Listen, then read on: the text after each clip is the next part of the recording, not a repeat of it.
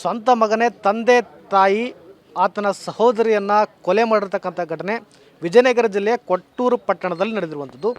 ತಾವು ಗಮನಿಸ್ಬೋದು. ಅಂದರೆ ಎಲ್ಲಿ ಕೊಲೆಯಾಗಿತ್ತು ಅದೇ ಕೊಲೆಯ ಮನೆಯ ಮುಂಭಾಗದಲ್ಲಿದ್ದೀವಿ.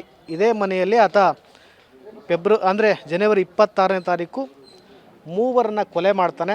ಸ್ವಂತ ತಂದೆ ತಾಯಿ ಮತ್ತು ಆತನ ಸಹೋದರಿ ಮೂವರನ್ನು ಕೊಲೆ ಮಾಡ್ತಾನೆ. ಕೊಲೆ ಮಾಡಿ ಇದೇ ಮನೆಯ ಒಳಗಡೆ ಸುಮಾರು 4 ಅಡಿ ಆಳದವರೆಗೆ ಹುಂಡಿಯನ್ನು ತೋಡ್ತಾನೆ. 2 ಅಡಿ ಅಗಲ ಇರುತ್ತೆ ಆ ಹುಂಡಿ.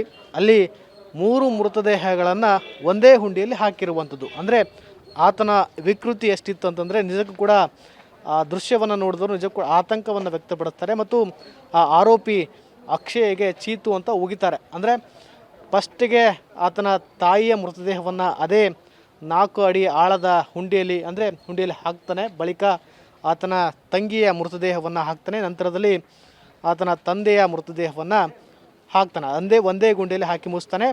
ತಂದೆಯ ಮೃತದೇಹ ಹಾಕೋದಕ್ಕೆ ಆ ಹುಂಡಿಯಲ್ಲಿ ಆಗೋದಿಲ್ಲ. ಹೀಗಾಗಿ ಆ ತಂದೆಯ 2 ತೊಡೆಯನ್ನು ಕತ್ತರಿಸಿ ನಂತರದಲ್ಲಿ ಆ ಹುಂಡಿಯಲ್ಲೇ ಹೂಳುವಂತಹ ಕೆಲಸವನ್ನು ಮಾಡಿದ್ದಾನೆ.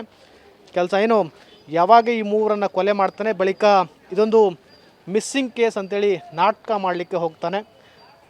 ಇಲ್ಲಿಂದ ನೇರವಾಗಿ ಬೆಂಗಳೂರಿನ ತಿಲಕ್ ನಗರ ಠಾಣೆಗೆ ಹೋಗಿ ಅಲ್ಲಿ ಮಿಸ್ಸಿಂಗ್ ಆಗಿದ್ದರ ನಿಟ್ಟಿನಲ್ಲಿ ಕೇಸ್ ಕೊಡಲಿಕ್ಕೆ ಹೋಗ್ತಾನೆ.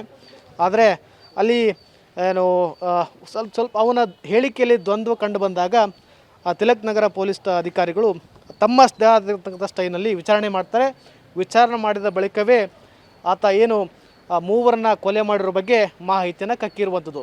ಇದೀಗ ಇವತ್ತು ತಿಲಕ್ ನಗರ ಪೊಲೀಸ್ ಅಧಿಕಾರಿಗಳು ಸ್ಥಳಕ್ಕೆ ಬಂದು ಸ್ಥಳ ಮಹಜರು ಮಾಡುವ ಮೂಲಕವಾಗಿ ಹುಂಡಿಯಲ್ಲಿ ಹೂತಾಕಿದ್ದ ಆ ಮೃತದೇಹಗಳನ್ನು ಕೂಡ ಹತ್ತಿರದ ಆಸ್ಪತ್ರೆಗೆ ಕರೆದುಕೊಂಡು ಹೋಗುವ ಮೂಲಕವಾಗಿ PM ಕೂಡ ಮಾಡ್ತಾ ಇರುವಂಥದ್ದು. ಅಂದರೆ ಇಲ್ಲಿ ಗಮನಿಸ್ಬೋದಾಗಿರ್ತಕ್ಕಂಥದ್ದು, ಅಕ್ಕಪಕ್ಕದಲ್ಲಿ ಮನೆಗಳಿದ್ದರೂ ಕೂಡ ಮೂವರನ್ನ ಹೇಗೆ ಕೊಲೆ ಮಾಡಿದ, ಕೊಲೆಗೆ ಏನು ಕಾರಣ ಅನ್ನೋದು ಕೂಡ ಸಾಕಷ್ಟು ನಿಗೂಢವಾಗಿರುವಂಥದ್ದು.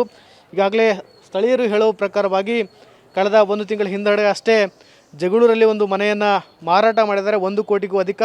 ಆ ಹಣಕ್ಕೆ ಸಂಬಂಧಪಟ್ಟಂತೆ ವಾಗ್ವಾದ ಆಗ್ತಾಯಿತ್ತು, ಗಲಾಟೆ ಆಗ್ತಾಯಿತ್ತು. ಆ ನಿಟ್ಟಿನಲ್ಲಿ ಕೂಡ ಇಬ್ಬರ ನಡುವೆ ಕೂಡ ಸಾಕಷ್ಟು ಸಮಸ್ಯೆ ಜಗಳ ಉಂಟಾಗ್ತಿತ್ತು. ಹೀಗಾಗಿ ಅದೇ ವಿಚಾರವಾಗಿ ಕೊಲೆ ಮಾಡಿದ ಅನ್ನೋದು ಕೂಡ ಒಂದು ರೀತಿ ಹೇಳ್ತಾ ಇದ್ದರೆ, ಪೊಲೀಸ್ ಅಧಿಕಾರಿಗಳು ಈ ಕೊಲೆಗೆ ನಿಖರವಾಗಿರ್ತಕ್ಕಂಥ ಕಾರಣ ಇನ್ನೂ ತಿಳಿದು ಬಂದಿಲ್ಲ ಅಂತ ಹೇಳ್ತಾ ಇದ್ದಾರೆ. ಹೀಗಾಗಿ ಕೊಲೆಗೆ ನಿಖರ ಕಾರಣ ಮತ್ತು ಆರೋಪಿಗೆ ತಕ್ಕ ಶಿಕ್ಷೆ ಆಗಬೇಕನ್ನೋದು ಕೂಡ ಸ್ಥಳೀಯರು ಮತ್ತು ಸಂಬಂಧಿಕರು ಆಗ್ರಹ ಮಾಡ್ತಾ ಇರುವಂಥದ್ದು. ಕ್ಯಾಮ್ರಾ ಪರ್ಸನ್ ಜೊತೆ ವಿನಾಯಕ್ ಅಬ್ಡಿಗೆ TV9 ಬಳ್ಳಾರಿ.